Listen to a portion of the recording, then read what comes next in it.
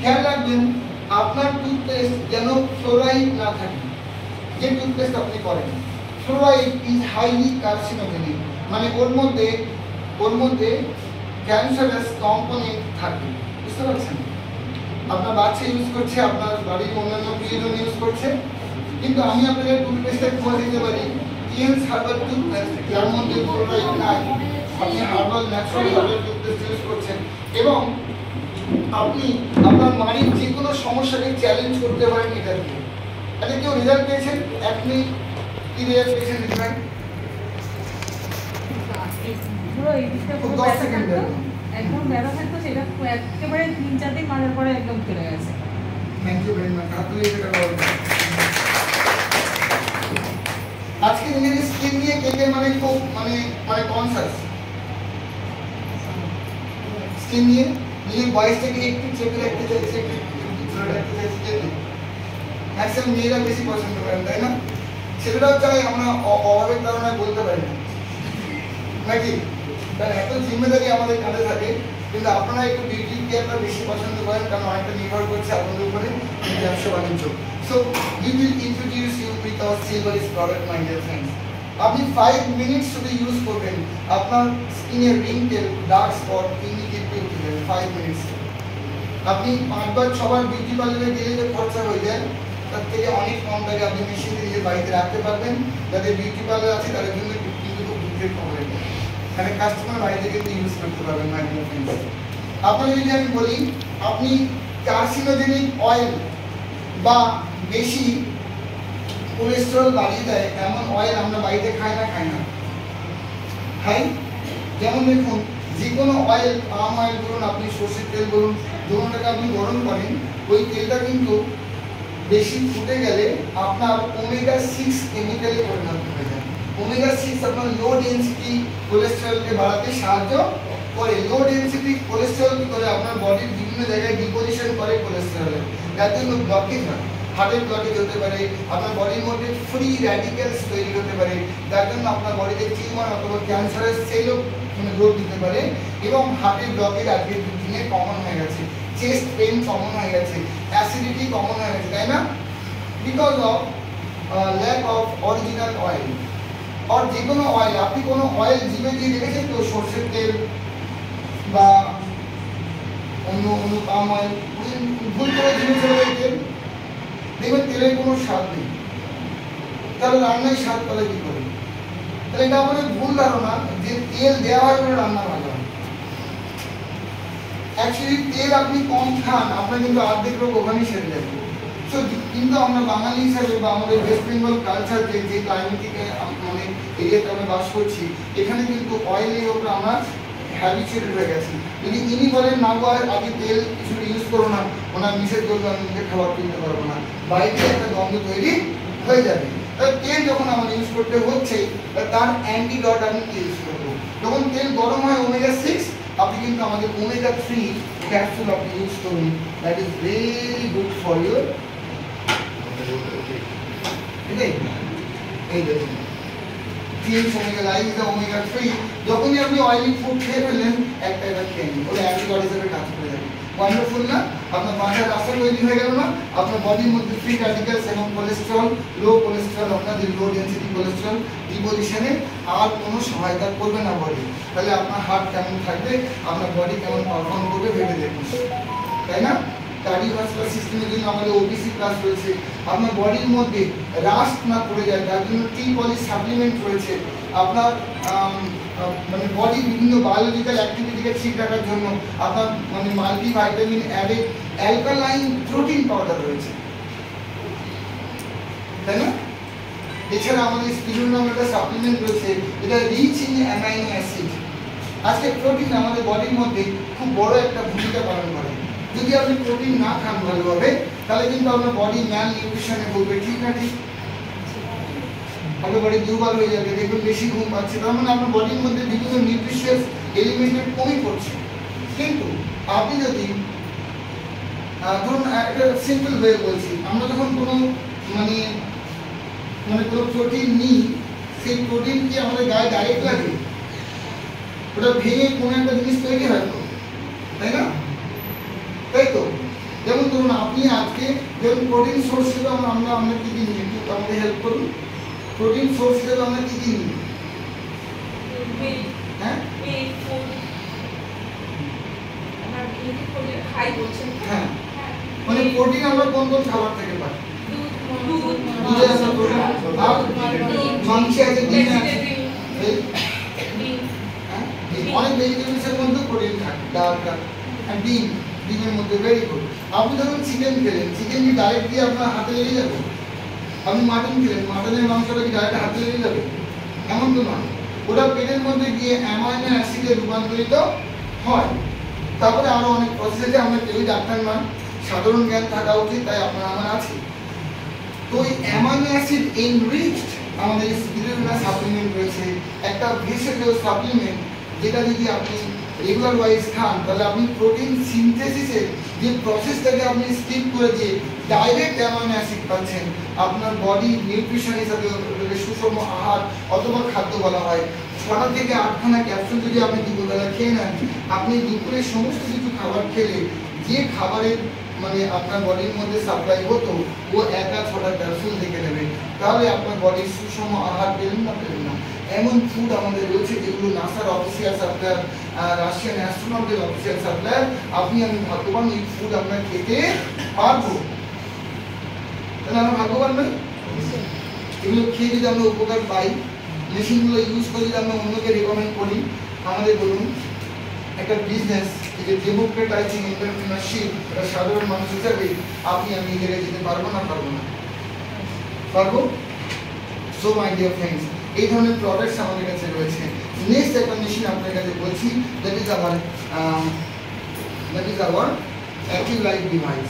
অ্যাকিউ Life এটা simply একটা জ্যোতিষ মেশিন বলতে পারেন, যে আপনার বর্তমান যে রোগ আছে ও বলে দেবে। 5 বছর পরে কোন রোগটার দিকে আপনি এগোচ্ছেন এখন থেকে সাবধান করে দেবে, ভালো হয় না? ধরুন সামনে একটা ম্যান হোল আছে, আপনি জানেন না, আর একজন ট্রাফিক পুলিশ হলুদ কাপড় নিয়ে আপনাকে এখান থেকে বলছে যে ওনার আস্তে চালাও, সামনেই আছে। ট্রাফিক পুলিশকে আমাকে থ্যাংক ইউ বলা উচিত না? উচিত না? ও যদি এটা না নাড়ায় আপনি কি কোথায় গিয়ে পড়বেন? গাড্ডায় পা ভাঙতে পারে, হাত ভাঙতে পারে। So this is our future my dear friends. এটা জিএমস আনইন্টারাপ্টেড ভিউ লাস্ট 29 বছর ধরে মানুষ সেবায় আছে। আমি যেটা বলছিলাম, only one company in the world যেটা মেশিন আছে। শুধুমাত্র আপনি আপনার হাতে ধরুন, এইভাবে বাঁ দিকের হাতের তালুতে আপনার হাঁটু ব্যথা আছে, ও জানিয়ে দেবে। আসতে চলেছে, জানিয়ে দেবে। আপনার হার্টের প্রবলেম আছে, ও জানিয়ে দেবে। এটা আপনিও জানেন, কিন্তু আপনি জানেন না, আসতে চলেছে, ও জানিয়ে দেবে। তার মানে যে কোনো 50% ডিসঅর্ডার বেড়ে গেলে আমরা কিন্তু রোগটাকে ফিল করতে পারি ওষুধ। এই মেশিনটা 5% 10% কোনো রোগ আপনার মধ্যে বাসা বেঁধেছে, তখন থেকে আপনি সাবধান করবেন। তাহলে কেমন হয়? এই মেশিন কার কাছে থাকা উচিত? সবার কাছে থাকা উচিত। I strongly suggest. আমার মায়ের স্কোলিওসিস হয়েছিল। স্কোলিওসিস মানে কেউ জানেন? কেউ জানেন এখানে? কেউ ডাক্তারি ব্যাকগ্রাউন্ড থেকে আছেন না? এক্সরে করেন এমন করেছেন? এই কোমর বেঁকে যাওয়া, মেরুদণ্ড একটুখানি মাছ উঠে গেছিল, এই যে 6টা মাস মেরুদণ্ডের পয়েন্ট, শুধু হাতেই ট্রিটমেন্ট করে কোমর সেরে গেছে। মিরেকল মানে আরো 6 মাস গেলে অপারেশন হয়ে যেত, সেটা থেকে বাঁচিয়ে দিল ঈশ্বরের কৃপায়। সেই 2011 আজকে আমার মায়ের বয়স অলমোস্ট 59। আর 2011 ঘটেছিল, ভাবুন কত আর্লি ওনার কোমরের প্রবলেম চলে এসেছিল। এই মেশিনটার প্রতি আমি চিরকৃতজ্ঞ। আমার বাড়িতে 15 বছর ধরে সার্ভিস দিচ্ছে এবং এত সুন্দর লংজিভিটি এখনো এই মেশিন আমার কাছে আছে। মেশিনটার জন্য বড় করে একটা হাতের জন্য 82টা রোগ ধরতে পারে এবং সারাতে পারে। কি করে? 82টা রোগ ধরতে পারে এবং সারাতে পারে, বুঝছেন? এর উপরে অ্যালবার্ট আইনস্টাইন অ্যাওয়ার্ড রয়েছে। আমেরিকান বিভিন্ন গভর্নমেন্ট হসপিটালে ইনস্টল করা আছে, প্রাইমারিলি যে কোনো রোগকে চেক করে নেওয়ার জন্য। একটা মেশিন আপনাদের বলি, ব্লাড সার্কুলেশন মেশিন। আজকে যদি আপনি আমি দিনটা কেটে যাচ্ছে, ঈশ্বর বডির মধ্যে একটা পাম্পিং সিস্টেম রেখেছে বলে, হার্টবিট, ও অটোমেটিক চালাচ্ছে। কিন্তু যদি বলা হতো তোমার হার্ট তখনই চলবে যদি তুমি পার ডে 5 কিলোমিটার সকালে হেঁটে আসো, তবে নেক্সট 24 ঘন্টা চলবে। যদি এটা ম্যান্ডেটারি থাকতো, লোক 5-এর জায়গায় 25 কিলোমিটার হেঁটে আসতো, আগামী 5 দিনের কাজ করে রাখতো, ঠিক না ঠিক? ঠিক, কারণ অটোমেটিক আপনার অটোনোমাস নার্ভাস সিস্টেমের জন্য আপনার বডির হার্ট এবং রক্ত সঞ্চালন চলছে বলে আপনি চালিয়ে নিচ্ছেন। যদি আপনি চালিয়ে নেন বডিটাকে, আপনার বডি অতটুকুই চলবে যতটুকু চলার ছিল।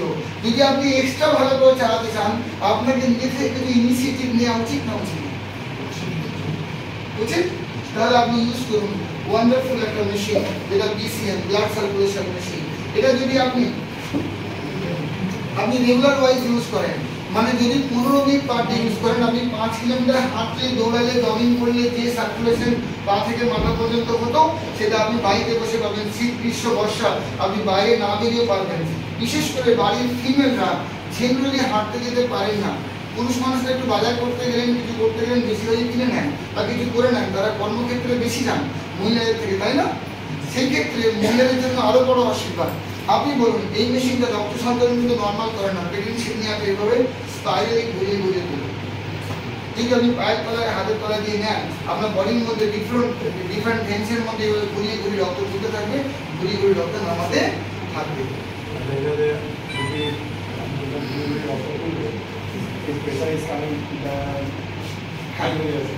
এইটা আরো বড় মেকানিজম স্যার, আমি আপনাকে এক্সপ্লেন করবো after the meeting you meet me. তো আমি বড় সাবজেক্ট, আমি বুঝিয়ে বলবো। It's a good question. Obviously এটা প্রেশার নর্মালে পড়ে, কিন্তু এক্সটেন্সিভ হাই প্রেশার থাকলে এই একটা লো মোড আছে, এটা ডুয়াল মোড। আপনি একটা লোয়ার মোডে নিয়ে ওই জায়গায় যেতে হয়, বডিকে হাইড্রেট করে দিতে হবে। হাই প্রেশার আছে, হাউ ইউ ক্যান। হ্যাঁ, ওটা নিয়ে আমি আপনাকে এক্সপ্লেন করে দেবো। হাই প্রেশার ক্ষেত্রে খুব ভালো এটা কাজ করে। Good question. সেটা হলো আপনার দেখবেন অনেকে 220-তে স্ট্রোক করে না, 170-এ স্ট্রোক হয়ে যায়। হয় না, হয় না? 160-এ স্ট্রোক হয়ে যায়। মানে হলো স্ট্রোক হওয়া মানে ভেনগুলো ছিঁড়ে যাওয়া, ভেনগুলো ছিঁড়ে যাওয়া আর রক্তটা ব্রেনের উপরে জমে যাওয়া। যে এরিয়া জমে ওই এরিয়াটা আপনার স্ট্রোক হয়ে যায়, আপনার প্যারালাইসিস হয়ে যায়। দেখবেন যারা 170-এ মানে স্ট্রোক হয়ে গেল, এখন 220-তে স্ট্রোক হলো না, তার মানে ওদের ভেনগুলো ইলাস্টিফাইড আছে। কি আছে? ইলাস্টিফাইড। 220 প্রেশারটাকে ও বড় জায়গায় দিচ্ছে, কিন্তু এর যে ভেনগুলো বা আর্টারিগুলো রিজিড হয়েছিল, 170-এ এর দেয়ালটা ফাটিয়ে দিয়েছে। বুঝে গেল? ডিসিএম কি বলে, ভিসকোসিটি অফ, মানে ওই যে মানে আমাদের যে কি বলে ক্যাপিলারি ব্রেনের যে শিরাগুলোকে বলা হয়, ওর যে নমনীয়তা বাড়িয়ে দেবে। এর জন্য হাই প্রেশার থাকলে স্ট্রোক হয়। কেমন? যদি ইউজ করলে বুঝতে পারা যায়, আপনি ইউজ করবেন, আমাদের সাপ্লিমেন্ট খেয়ে করবেন, আরো ভালো যাবে। Thank you very much. So এটা একটা প্রোডাক্ট যেটা আপনার বোন ডেন্সিটি ইনক্রিজ করে, মেটাবলিক রেট ঠিক করে, যার জন্য আপনার সুগার নর্মাল থাকে। এই আপনার হার্টের ব্লকেজে ক্লিন করতে সাহায্য করে। 15 বছরে আমার হাতের মোট 4 জনের ব্লকেজ ক্লিন হয়েছে, আমাদের প্রিয়জনদেরই। আমাদের রিপোর্ট সমেত আমার কাছে আছে। সেকেন্ড, এটা কি করে, বোন ডেন্সিটি কমতে দেয় না, মজবুত করে। হাঁটু ব্যথা, কোমরে ব্যথা ওয়ান্ডারফুল রেজাল্ট দেয়। বডি দেখবেন অনেকের ইমব্যালেন্স হয়, বডি ব্যালেন্সিং করে দেয় 1 মাসের মধ্যে। বডি থেকে টক্সিন বার করে দিতে সাহায্য করে। জেনারেলি আপনাদের টক্সিক ফুড খাচ্ছেন, সেটা কিন্তু কোনোভাবে বার করতে পারবেন না। BCM is the only machine এটা বার করতে পারে। So this are the products of change, my dear friend. এরকম প্রোডাক্ট কার ইউজ করা উচিত? প্রত্যেককে ইউজ করলেই কিন্তু ডেমোক্রেটাইজিং দ্য এন্টারপ্রেনারশিপ আপনি কিন্তু ক্রিয়েট করতে পারবেন, my dear friend. Now the turn off 2 more special products, সেটা হচ্ছে আমাদের হেড কেয়ার অ্যাপারেটাস এবং আমাদের TNC এনার্জি ব্রেসলেট। আমি সৌরভ মন্ডলকে একটুখানি সামনে এসে আনতে পারবো। আমি দুজনকে আপনাদের শেয়ার করতে বলবো দিস প্রোডাক্ট। আর আমরা যতবার একটু হাততালি দেব, ততবার কিন্তু আমার শরীরে এনার্জি বাড়বে, আমার ব্লাড সার্কুলেশন ঠিক থাকবে, আমার শরীরের জন্যই উপকার আসবে। এই হাবিব স্যারের জন্য জোরে একটা হাবিব স্যারের জন্য দিচ্ছি ঠিকই, কিন্তু এক্স্যাক্টলি আমার নিজের জন্যই কিন্তু উপকার করছে। আর হাততালিটা যখন দেবেন, এভাবে দেওয়ার দরকার নেই, লুকিয়ে আছে যে মাল্টি ফাংশন, অনেক অনেক রকমের ফাংশন এর মধ্যে রয়েছে। লেজার টেকনোলজি রয়েছে, তার সঙ্গে সঙ্গে ভাইব্রেশন রয়েছে, তার মধ্যে অ্যান্টি রেডিয়েশন প্রপার্টি রয়েছে, অ্যান্টি ক্লটিং প্রপার্টি রয়েছে এর মধ্যে। তো এটা ইউজ করলে পরে আমরা যদি এভাবে যদি কম্বিন করি, তাহলে এক নম্বর হলো ব্লাড সার্কুলেশন ঠিক থাকছে, তার সঙ্গে সঙ্গে যাদের ঘুমের সমস্যা থাকছে, ঘুমের ওষুধ না খেলে ঘুম হচ্ছে না, তারা রেগুলার ইউজ করলে পরে তাদের ঘুমের সমস্যা দূর হবে। রেগুলার ইউজ করলে পরে ব্লাড সার্কুলেশনটা ঠিক হবে। ভাইব্রেশন দিয়ে যদি মাথায় আমরা ধরি, তাহলে আমাদের যদি কোনো ক্লট থাকে সেগুলো দূর হবে, তার সঙ্গে সঙ্গে টোটাল বডিতে যদি ব্যথা রিমুভ হয়, মানে ব্যথা যদি থাকে সমস্ত শরীরে, সেই পেনকে রিমুভ করতে পারে এই মেশিনটা। তার সবচেয়ে বড় যেটা বিপদের হয় সেটা হচ্ছে হাই প্রেশার যদি কারো থেকে থাকে, তাহলে এই মেশিনটা কিন্তু যদি ইউজ করা হয়, কারো প্রেশার যদি 170-80 হয়ে যায়, তাহলে কিন্তু রেগুলার মানে সেই মোমেন্টে যদি এরকম যদি 5 থেকে 10 মিনিট ইউজ করানো যায় আর পালস বিটের ধরা যায় 5 মিনিট থেকে 10 মিনিট, তাহলে দেখা যাচ্ছে 180 থেকে নেমে গিয়ে 160, 150, 140-এ চলে যাবে। মানে আমরা তাদেরকে কিন্তু একটা স্ট্রোকের হাত থেকে, একটা মারাত্মক ফ্যামিলি প্রবলেম থেকে, কারণ যদি কোনো পরিবারে কারো যদি স্ট্রোক হয়ে যদি পঙ্গু হয়ে বাড়িতে পড়ে থাকে, আপনি জানবেন যে সেই ফ্যামিলি শেষ, অর্থনৈতিকভাবে শেষ, মানসিকভাবে সব দিক থেকে কিন্তু শেষ। সেটা রেডিয়েশন কতটা আমাদের ক্ষতি করে, একটা মোবাইল আমাদের কতটা ক্ষতি করে এবং তার বাঁচার উপায় কি আছে জানতে চান কি? জানতে চান? প্রথমবার কার আছে না, একবার হাত করবেন, আমি একটু কোশ্চেন রাখবো, আপনার উপরে যাবো, আপনি একটু চলে আসুন। হ্যাঁ, একটু এখানে চলে আসুন। আপনার কাছে কটা মোবাইল আছে? একটা আছে। ওকে, আপনি মোবাইলটা একটু বের করে রাখুন। একটা মোবাইল কতটা ক্ষতি করে আমি সেটাই দেখাবো। আপনি বাঁদিকের বুক পকেটে রেখেছেন, মানে হলো আপনার এখানে কি থাকে, হার্ট। এই হার্টের পাশে যদি আপনার পুরো মোবাইল থাকে আর তার সঙ্গে সঙ্গে যে টাওয়ারের রেডিয়েশন এফেক্ট সরাসরি কিন্তু হার্টের উপর বেশি পড়ে, এতে আরও বেশি ক্ষতি হয়। তো আমি দেখাচ্ছি আপনার মোবাইল ছাড়া আপনার শরীরে কতটা ইমিউনিটি আছে, কারণ রেডিয়েশন যেটা করে আমাদের শরীরকে ইমিউনিটিকে কমজোর করে দেয়। তো আপনার শরীরে এই মুহূর্তে কতটুকু এনার্জি আছে, এরপরে আমরা দেখাবো আপনার শরীরে কতটা মোবাইল ক্ষতি করে। আপনি একটু সামনের দিকে তাকাবেন। আপনি হাতটাকে আপনি ডান হাত দিয়ে রেখে বানান, তা আপনি এরকম হাতটাকে মুভ করে রাখুন এরকম, আর আপনি সামনের দিকে তাকাবেন। আর আমি এই হাতটাকে প্রেশার দিয়ে নিচের দিকে নামানোর চেষ্টা করবো, আপনি নামাতে দেবেন। এটা হলো আপনার আমার কাজ, আর ওনারা শুধু দেখবেন। ওকে, তো সামনের দিকে তাকান আর নিচের দিকে নামাতে দেবেন। ওকে, আচ্ছা, খুব বেশি নেই কিন্তু মোটামুটি। আচ্ছা, এটা বুক পকেটে রাখুন। দাঁড়ান দাঁড়ান, কাজ আছে। আপনি এটা আপনি মোবাইলটা রাখুন, আপনার বুক পকেটে রাখুন। এই যে মোবাইলটা আপনি রাখলেন, তার মানে হলো অন আছে, মোবাইল অন আছে, তার মানে টাওয়ারের সঙ্গে একটা সিগন্যাল রয়েছে। এই যে সিগন্যালটা অলরেডি কিন্তু আপনি মোবাইল রেডিয়েশন জোনের মধ্যে চলে এসেছে। ওনার মোবাইল নাম্বার জানেন এরকম কেউ আছে এখানে? আপনাকে আপনি একটু ওনার মোবাইলে একটা কল করুন। যখনই আপনি কল করছেন আর আপনি রিসিভ করছেন, তখন কিন্তু মানে অ্যাকশনটা সবচেয়ে বেশি হচ্ছে, মানে আপনার অ্যাক্টিভেট হয়ে যাচ্ছে। আপনাকে কল করছে, আপনি শুধু রিসিভ করে রেখে দিন। না, আপনি শুধু রিসিভ করুন, মোবাইল অন আছে, আপনি ওনার কলটা আসলে আপনি এবার শুধু রিসিভ করে পকেটে রাখুন, তাহলে আমার পক্ষে সুবিধা হবে আপনাকে দেখাতে। হ্যাঁ, রিসিভ করুন, শিখে দেবেন না।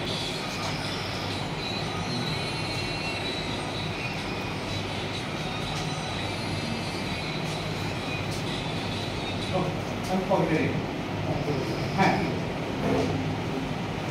এই যে আপনি বাদিকে আর বুক পকেটে রেখেছেন বা আপনি যে মোবাইলটা ইউজ করছেন, অলরেডি টাওয়ারের সঙ্গে আপনার কিন্তু একটা শক্তিশালী ওয়েভ কাজ করছে, তাই না কি?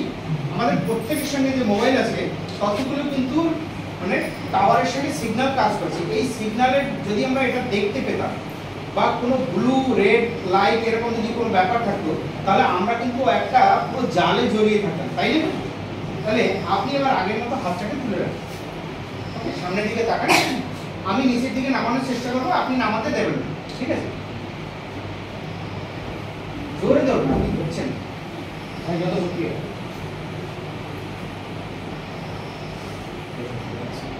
রাখুন রাখুন রাখুন। এটাকে বাঁ দিয়ে ধরে রাখুন, বাঁ দিয়ে ধরে রাখুন।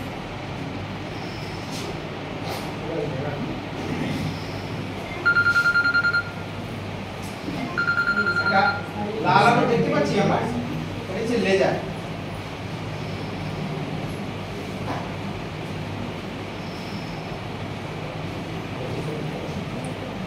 ওকে, ওটা ধরে রাখুন, হাতটা খুলে রাখুন, আপনি আগের মতো রাখার চেষ্টা করুন। ওকে, মোটামুটি অনেকটা কিন্তু সেই আগের মতো জায়গাটা চলে এসেছে, তাই কি না? হ্যাঁ, এটা বন্ধ করুন। আপনি কি বুঝলেন এটা?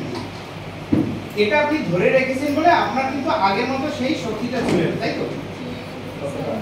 হ্যাঁ, তার মানেটা হলো এক পেনটা এলো না, একদিকে হলো আপনার রেডিয়েশন এফেক্টের মধ্যে আপনি চলে গেছেন, কিন্তু যখনই আপনি এটা ধরে রেখেছেন আপনার যে রেডিয়েশন সিগন্যাল কাজ করছে সেই সিগন্যালটাকে ব্রেক করে দিচ্ছে।